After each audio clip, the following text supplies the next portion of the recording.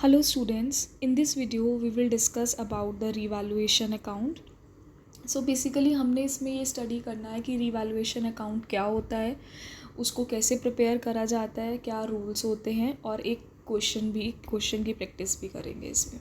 So before moving on to the nature of revaluation account, first of all you all must know the meaning of revaluation account. देखो revaluation 2 words का combination है re plus valuation. Re means again and valuation means to value. अब यहाँ पे हम दोबारा से value करते हैं किसकी, अपने एसेट्स एंड लाइबिलिटीज़ की. अब एज यू नो जब भी change in profit sharing ratio होता है तो उससे हमारा जो फर्म है वो रिकॉन्स्टिट्यूट होता है. फर्म जो है वो एक न्यू स्टार्ट मिलती है फर्म को.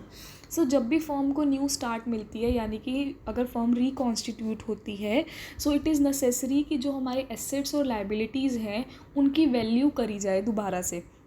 क्योंकि फॉर एग्ज़ाम्पल हमारा बिज़नेस स्टार्ट हुआ है 2010 में, ठीक है. अब हमारा प्रेजेंट चल रहा है 2021. तो 2021 से लेकर 2010 से लेकर 2021 तक एसेट्स और लाइबिलिटीज़ की वैल्यूज़ में बहुत चेंजेस आए होंगे.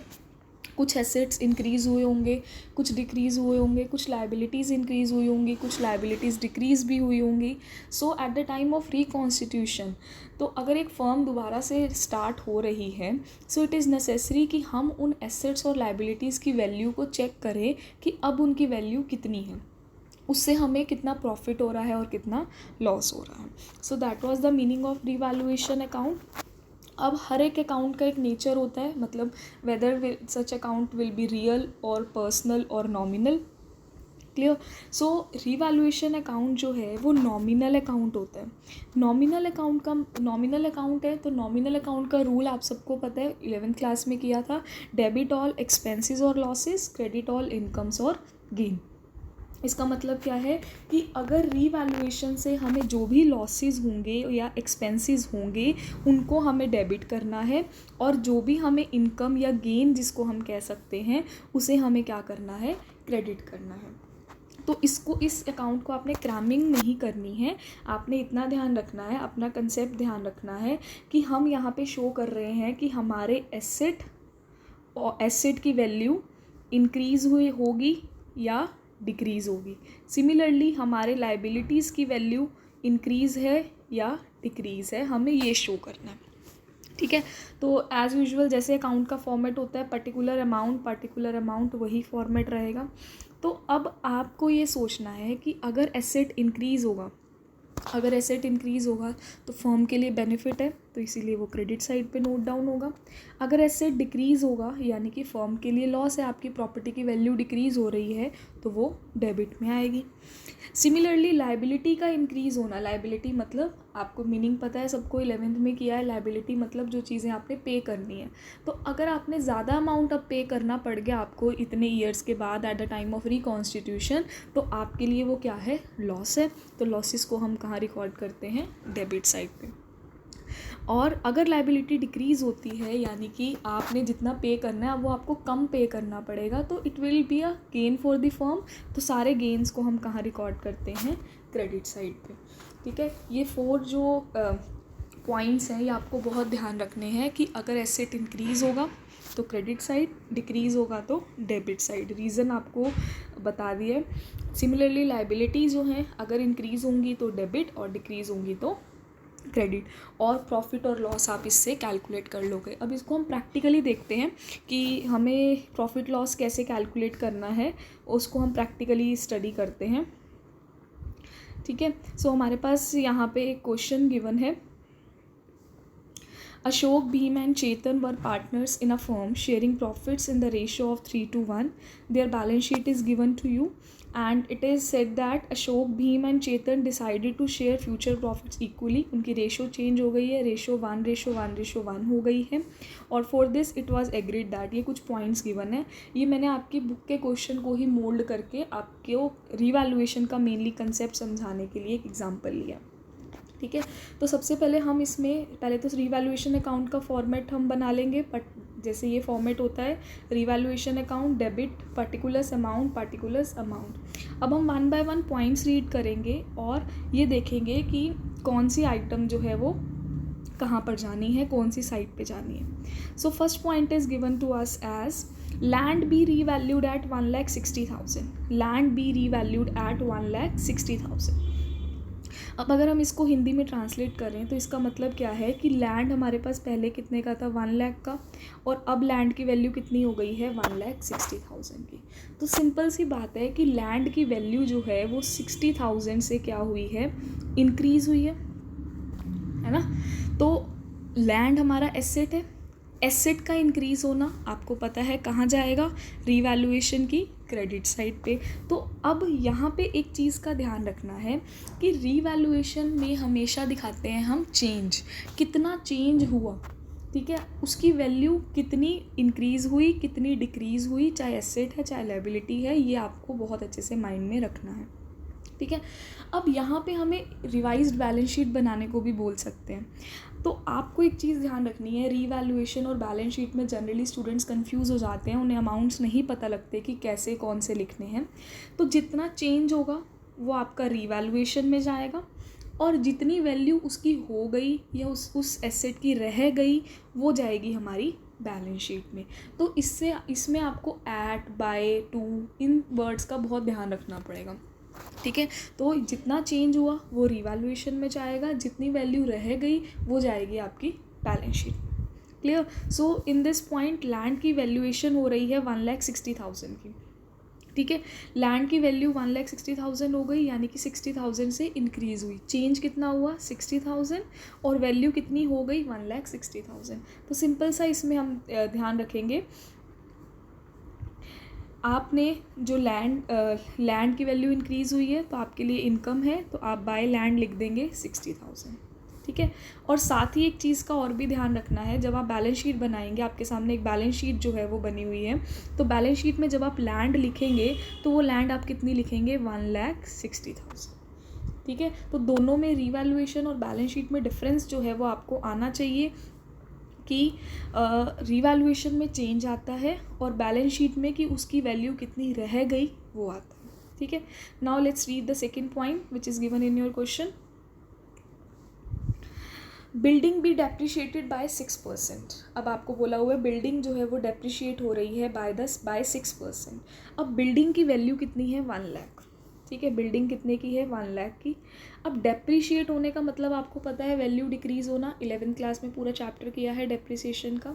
कितने परसेंट से डिक्रीज़ हो रही है, 6% से। तो पहले हमें 6% पता होना चाहिए ना कितना है और कैसे है। तो अब 1 लाख का 6% जब आप करेंगे तो इट विल बी ऑब्वियसली 6,000, यानी कि डेप्रिशिएट हो रही है, यानी कि डिक्रीज़ हो रही है, वैल्यू कम हो रही है। तो हम इसको इंटरप्रेट करते हैं कि लैंड पहले 1 लाख का था, 6,000 से उसकी वैल्यू डिक्रीज़ हुई, तो यानी कि लैंड आपका कितने का रह गया, 94,000। सो आई होप यहाँ से इस पॉइंट को आप खुद से इंटरप्रेट कर सकोगे कि इनमें से रिवैल्यूएशन में कितना अमाउंट जाएगा और बैलेंस शीट में कितना जाएगा। लेट मी टेल, 6,000 जो है ये वैल्यू डिक्रीज़ हुई, ये आपकी रिवैल्यूएशन में जाएगा, ठीक है। और जितनी वैल्यू रह गई दैट इज़ 94,000, ये जो है ये कहाँ पोस्ट हो जाएगा, बैलेंस शीट में। और अब आपको पता है बिल्डिंग की वैल्यू डिक्रीज़ हुई है, बिल्डिंग इज़ योर एसेट, और एसेट का डिक्रीज़ होना इज़ द लॉस। तो लॉसेस सारे कहाँ जाएंगे, रीवैल्यूएशन की डेबिट साइड पे। तो आपने ध्यान रखना है कि आपने लिख देना है टू बिल्डिंग 6,000। अब 94,000 की वैल्यू रह गई थी, तो 94,000 जो है वो आप बिल्डिंग में लिख दोगे 94,000। क्लियर। उसके बाद हम नेक्स्ट पॉइंट रीड करते हैं। नेक्स्ट पॉइंट हमें क्या गिवन है, second point is given to you, creditors of 12,000 not likely to claim and hence be written off. पहले हम इसको ट्रांसलेट करते हैं कि हमें ये बोला क्या हुआ है। दे आर सेइंग कि 12,000 के क्रेडिटर्स थे, उनको अब वो हमसे पैसे नहीं मांगेंगे, इसीलिए अब उनको हमें ख़त्म करना है। सारे क्रेडिटर्स को ख़त्म नहीं करना, 12,000 को ख़त्म करना है। तो आपके जो क्रेडिटर्स थे वो थे 1 लाख के, ठीक है। अब 1 लाख के पहले क्रेडिटर्स थे, लेकिन 12,000 को अब हमें मनी पे नहीं करनी है, यानी कि आपके क्रेडिटर्स कितने रह गए, 88,000 के क्रेडिटर्स रह गए, ठीक है। तो अब जो ये 88,000 के क्रेडिटर्स रह गए, ये तो जाएगा बैलेंस शीट में। और जितने क्रेडिटर्स हमें नहीं पे करने, मतलब जितना चेंज हुआ है, चेंज कितना हुआ है 12,000, तो ये आपका जाएगा रीवैल्यूएशन में। और कौन सी साइड पे जाएगा? Creditor is a liability. Liability अब डिक्रीज़ हो रही है, आपके लिए इनकम है, गेन है, तो आप जो है वो इसको रीवैल्यूएशन की क्रेडिट साइड पे पोस्ट कर देंगे। ठीक है, तो आप क्या लिख दोगे? By creditors 12,000। ठीक है, और सिमिलरली बैलेंस शीट में जो है वो आ जाएगा आपके पास 88,000। बैलेंस शीट में कितना आ जाएगा? 1 lakh minus 12,000, that is 88,000।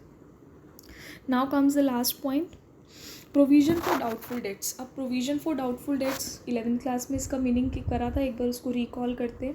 Provision for doubtful dates का मतलब क्या होता है कि जिन डेटर्स के ऊपर आपको डाउट है कि शायद उनसे हमें मनी रिसीव नहीं होगी, आप अभी से ही पैसे अलग रख देते हो, साइड पर रख देते हो, एक तरह से आप सिंपल लैंग्वेज में करोगे कि ताकि अगर फ्यूचर में डेटर्स से हमें पैसे ना मिले तो हमारे पास कुछ मनी सेविंग की तरह पड़ी हो और हम उस लॉस को ओवरकम कर सकें। क्लियर? सो आपको प्रोविज़न बनाना है 5%। Now one thing that you have to keep in your mind that provision is a liability. How it is a liability? Because आपने प्रोविज़न जो पैसे अलग रखे हैं वो डेटर्स के लिए रखे हैं। अगर बैड डेट्स हो जाते हैं तो आप इसमें से यूज़ करेंगे, तो वो आपकी लाइबिलिटी है कि आपको वो मनी जो है वो उसी पर्पज़ के लिए यूज़ करनी है। ठीक है, सो प्रोविज़न आपने हमेशा ध्यान रखना, इट इज़ योर लाइबिलिटी। तो उसके अकॉर्डिंग हम इस क्वेश्चन को करते हैं। प्रोविज़न बनाना है 5%। अब यहाँ पे एक चीज़ ध्यान रखनी है, 5% आप किसका करोगे? ऑब्वियसली डेटर्स का ही, क्योंकि आपको 60,000 के डेटर्स हैं। लेकिन 60,000 का जो 5% है उनके ऊपर आपको डाउट है कि शायद उनसे मनी आपको ना रिसीव हो। ठीक है, तो 60,000 का 5% इट विल बी 3,000। 3,000 आपका क्या आ गया? प्रोविज़न। अब प्रोविज़न आपको बनाना है, तो आपके लिए ये क्या बन गया? एक तरह से आपकी लाइबिलिटी बढ़ गई है, क्योंकि आपको और लाइबिलिटी बनानी पड़ गई। तो रीवैल्यूएशन की कौन सी साइड पे आएगी? ये डेबिट साइड पे। तो फर्स्ट ऑफ ऑल आपको ध्यान रखना है, to provision for doubtful debts revaluation की डेबिट साइड पे आ जाएगा, to provision for doubtful debts 3,000।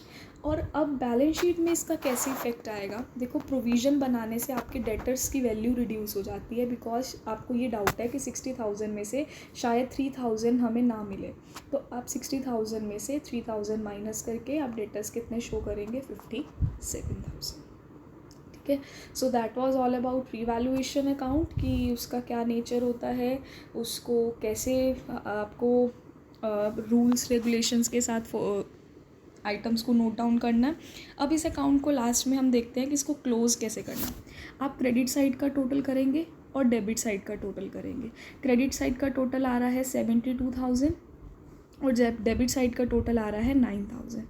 Obviously credit side is greater than, credit side जो है वो डेबिट साइड से ग्रेटर है, यानी कि क्रेडिट में आपके गेन्स हैं, यानी कि इनकम्स जो हैं वो लॉसेस से क्या हैं? ज़्यादा हैं। तो ऑब्वियसली आपको क्या होगा? प्रॉफिट होगा।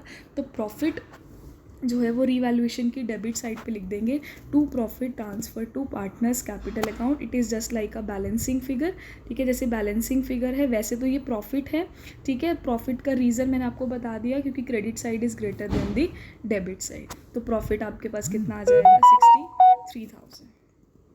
ठीक है, तो इस तरह से आपने प्रॉफिट और लॉस, आपको जो आंसर है वो यहीं से पता चलेगा कि आपका प्रॉफिट आ रहा है, लॉस आ रहा है और कितना अमाउंट का आ रहा है। So I hope the concept of revaluation is clear and this is the most important concept of partnership account.